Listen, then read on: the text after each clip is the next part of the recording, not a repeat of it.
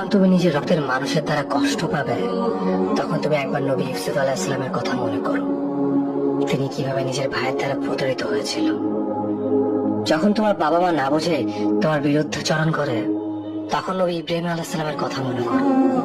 তার বাবা তাকে আগুনে নিক্ষেপ করায় ভূমিকা রেখেছিল। যখন তুমি সমস্যা থেকে পরিত্রাণের জন্য কোনো পথ পাবে না, তখন ইউনূস আলাইহিস সালামের কথা ভেবো। তিনি কতটা সময় তিমি মাছের পেটে আটকা পড়েছিল। যখন তোমার নামে কেউ মিথ্যা অপবাদ ছড়িয়ে দেবে, তখন মা আয়েশা রাদিয়াল্লাহু আনহার কথা মনে করো। তার নামে পুরো শহর জুড়ে কুৎসা রচনা করা হয়েছিল। যখন তুমি অসুস্থ ব্যথা যন্ত্রণায় কাঁদতে থাকো, তখন নবী আইয়ুব আলাইহিস সালামের কথা ভেবো। তিনি ভয়ঙ্কর এক ভাইরাস জনিত রোগে আক্রান্ত হয়ে তোমার থেকে বেশি কষ্ট পেয়েছিল। যখন তুমি দিনের কোনো বিধান নীতিতে যুক্তি খুঁজে পাও না, তখন নবী নূহ আলাইহিস সালামের কথা ভেবো। তিনি কোনো প্রশ্ন ছাড়াই মরুভূমিতে নৌকা তৈরি করেছিল।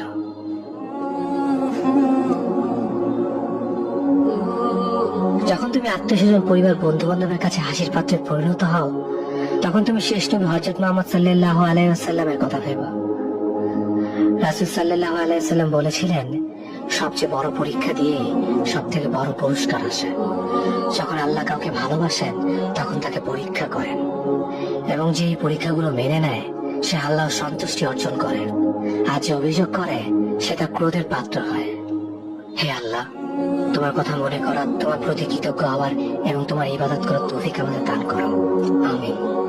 যেভাবে তুমি সন্তুষ্ট হও সেভাবে আমাদের পরিচালিত করো।